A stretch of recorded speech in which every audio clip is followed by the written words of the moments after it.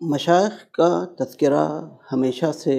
اکثر رہا ہے۔ سلوکی بات بتاؤں اگر تو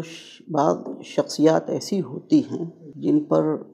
افعال کی تجلی ہوتی ہے، اللہ رب العزت کے افعال کے یعنی صفات افعالیہ کے تجلی ہوتی ہے۔ بعض مشائخ ایسے ہوتے ہیں جن پر صفاتیہ تجلی ہوتی ہے اور بعض ذات کے مظاہر ہوتے ہیں۔ تو جو مشائخ خاص ذات الہی کی تجلیات سے مزین ہوتے ہیں اور ان پر اللہ رب العزت کی خاص عنایات ہوتی ہیں، تو ان کا نام، ان کا ذکر، ان کے احوال کو پڑھنا، ان کی باتوں کو سننا،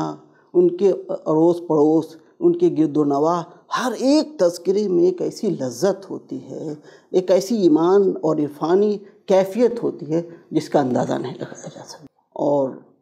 غوث پاک کا کیا کہنا کہ آپ جو ہے سلوک اور عرفان میں اعلیٰ معیار پہ آپ فائز تھے، اس کی کوئی جو ہے تعبیر نہیں کی جا سکتی ہے۔ تو اب اس اعتبار سے حضور غوث پاک کی جب ہم لوگ جو ہے احسان کا 11ویں شمارے کی تیاری کر رہے تھے تو ہماری پوری ٹیم، یہ نیچے جو فلور جس میں ہم لوگ ریکارڈنگ کرا رہے ہیں، اس میں 2-3 روم میں سارے علماء مشائخ جو ہے یہ سب لوگ جو ہے لگے ہوئے تھے، سب کی تعلیمات اور ان کی کیفیت، وہ کچھ لکھ رہے ہیں، کچھ کر رہے ہیں۔ اس درمیان تو بعض لوگوں پہ ایسے بھی احوال طاری ہوئے کہ وہ لوگ کھانا ترک کر دیے، بعض لوگوں پہ تو گریہ جاری تھا، بہت سارے ان پر احوال پیش تھے، اس لیے کہ غوث پاک کی تعلیمات ایسی ہے نا کہ ہم لوگ یعنی ہندوستانی جو کہتے ہیں مقررین ہیں، انہی کے حوالے سے ہم غوث پاک کو جانتے ہیں۔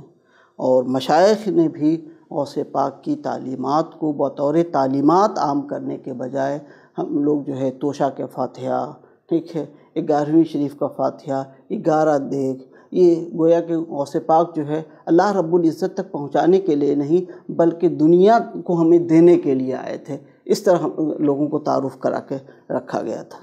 جب ہم لوگ اس ریسرچ میں داخل ہوئے تو ہمیں لگا کہ واقعی غوث پاک کی تعلیمات ایسی ہے، ایسی ان کی توجہات ہے اور ایسی ان کے ارشادات ہیں کہ اگر کوئی شخص ان کے سامنے بیٹھ کر کے سن لے گا تو اسی وقت اس کی کیفیت ایسی دوچار ہو جائے گی کہ وہ یقیناً اپنے آپ کو اللہ رب العزت کے سامنے پیش کرنے کے لیے ہر طرح سے تیار ہو جائے گا اور اپنے نفس کو مارنے کے لیے اور شیطان کے مکر سے اپنے آپ کو بچانے کے لیے پورے طور پر جو ہے تیار ہو جائے گا۔ جس طرح کے مصائب و آلام اس راہ میں پیش آئیں لیکن اللہ رب العزت کی رضا حاصل کرنے کے لیے وہ مکمل ہمہ جہت تیار ہو جائے گا۔ یہ اس طرح کے ان کے ارشادات ہیں،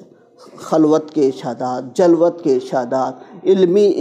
تحقیقی بنیادیں، سب کچھ ان کی شخصیات کے اندر پروئی ہوئی ہے۔ عام طور پہ مشائخ کے ہاں جو متاخرین مشائخ ہیں، ایک ہے یعنی کہہ لیے یا دوسرے تیسرے گریڈ کے جو مشائخ ہوتے ہیں، ان لوگوں کے ہاں سلوک کو طے کرانے کے جو طریقے ہوتے ہیں اس میں چلہ ہوتا ہے، اس کے اندر ورد و وظائف بہت ہوتے ہیں اور فاقہ کشی، اس طرح کی بہت ساری چیزیں ہوتی ہیں۔ لیکن جو کبار مشائخ ہوتے ہیں، ان کبار مشائخ کی خصوصیت یہ ہوتی ہے کہ وہ صرف اپنی ارشادات سے اور اپنی توجہات سے سالک کو عارف باللہ بنا دیتے ہیں۔ میں اس کو حضور کہتے دونوں شخصیتیں حضرت محبوب سبحانی اور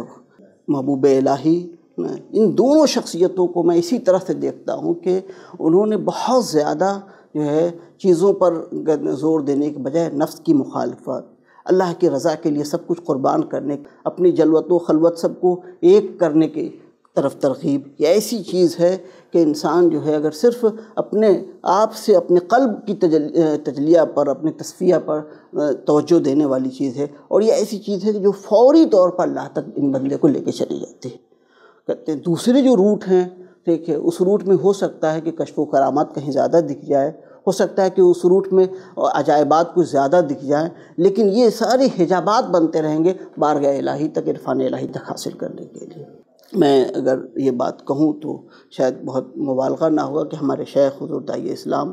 ادامت اللہ علینا بھی اسی منہج پر، تصوف کے اسی منہج کو غوث پاک، غوث سمدانی اور محبوب الہی، انہی دونوں کے منہج کو جمع کر کے اپنی شخصیت کے اندر جمع کر کے اور اپنی تعلیمات کے اندر جمع کر کے خانقاہ عارفیہ اور جامعہ عارفیہ کو یہاں پر فروغ دے رہے ہیں، اس کو آگے بڑھا رہے ہیں۔ یہاں پر ایسی چیز نہیں ہے پرانی قدیم جو کہتے ہیں لوگوں کے ہاں، وہ ساری چیزوں کو الگ کر کے صرف اپنی توجہات اور تعلیمات سے علماء کو، محبین کو، سالکین اور طالبین کو عارف باللہ بنا رہے ہیں، ان کے اندر اللہ رب العزت کی محبت ڈال رہے ہیں، ان کا عرفان انہیں عطا کر رہے ہیں۔ تو یہ جو شخصیات ہوتی ہیں، بڑی جو شخصیات جو محقق شخصیات ہوتی ہیں، مقلد نہیں ہوتی ہیں، سلوک میں ان کو کہہ سکتے ہیں کہ یہ محقق ہیں، صرف فقہی اور کہتے ہیں کلامی گفتگو نہیں کر رہا ہوں، یعنی عرفان میں جو محقق ہوتے ہیں، یہ ایسی شخصیات ہیں کہ ان کی کلام کے اندر ایسی تاثیرات ہوتی ہیں۔ بعض لوگ جو ہے غوث پاک کی کرامات پر بہت زیادہ فوکس کرتے ہیں، مولانا ناظم اشرف صاحب نے اس پر بہت زیادہ جو ہے کہ تفصیلی مواد جمع کیا ہے، دونوں طرف سے۔ اس میں دو باتیں بہت اہم انہوں نے کی ہے کہ ایک طرف تو ناقدین جو تصوف کے ناقدین ہیں، انہوں نے غوث پاک کی خاص کرامات کو ٹارگٹ کیا ہے اور ان کو کہا ہے کہ یہ ناقابل فہم ہے۔ اسی طرح سے اپنے لوگوں کو، جو لوگ کرامتیں گڑھ گھڑ کے کرامتوں ہی میں لگے ہوئے، ان دونوں کا بیلنس بنا کر کے یہ کہ کرامتیں حق ہے، کرامتیں متواتر ہے غوث پاک کی، اور تمام صوفیاء کے یہاں کرامتیں ہیں، ٹھیک ہے، اس پر کوئی اعتراض نہیں ہے، لیکن یہ کہ کرامت ہی مکمل دین نہیں ہے، ٹھیک ہے، دین اس کے آگے ہے۔ اس پر بہت فوکس کیا ہے اور بہت اچھی گفتگو کی ہے، واقعی وہ مقالہ جو ہے پڑھنے کے لائق ہے۔ تو ہم لوگوں کے ہاں غوث پاک کو جس طرح سے فالو کیا جاتا ہے، اس کتاب میں ہم لوگوں نے کوشش کی ہے، سارے لوگوں نے اپنے طور پر عمل کرنے کی بھی کوشش کی ہے اور اس کتاب میں جمع کرنے کی بھی کوشش کی ہے۔ خاص طور سے غوث پاک پہ جو تصانیف ہیں، تصانیف کا جو نچوڑ پیش کیا گیا ہے، ٹھیک ہے، اس میں ان تعلیمات کو بہت زیادہ فوکس کر کے بتانے کی کوشش کی گئی ہے کہ غوث پاک کی حقیقی تعلیمات ہیں کیا۔ تو ہم اپنے قارئین سے اور ناظرین سے یہ گزارش کریں گے کہ آپ اس کتاب کو بالواسطہ اور حقیقت یہ ہے کہ ان کی کتاب کا ڈائریکٹ مطالعہ کریں، کیونکہ اصل تعلیمات وہ نہیں ہے کہ غوث پاک کا آپ نام لیں، بس اصل یہ ہے کہ آپ غوث پاک کی تعلیمات کو اپنے اوپر لاگو کریں اور اس کے ذریعے سے تبرکات حاصل کر کے اپنے آپ کو اللہ رب العزت کے لیے تیار کریں، بارگاہ الہی میں پہنچنے کی کوشش کریں، کم سے کم ارادہ تو کریں۔ اس کتاب کو تیار کرنے میں سارے پہلوؤں کو، تحقیقی علمی پہلو کے علاوہ اس عرفانی پہلو کو بھی بہت زیادہ پرکھنے کی کوشش کی ہے، اور خود ہم لوگوں نے اس کا محسوس بھی اپنے اوپر کیا ہے، تیار کرنے والوں نے بھی محسوس کیا ہے، اور کہتے ہیں ایسے مواد بھی جمع کر دیے ہیں کہ اگر پڑھنے والا بھی اگر پڑھے گا دل کے ساتھ اور عقیدت کے ساتھ تو ضرور اس کو بھی ایسی کیفیت اس پر بھی دوچار ہوگی، اس پر بھی ایسی وہ خود بھی اس کیفیت سے دوچار ہوگا وہ۔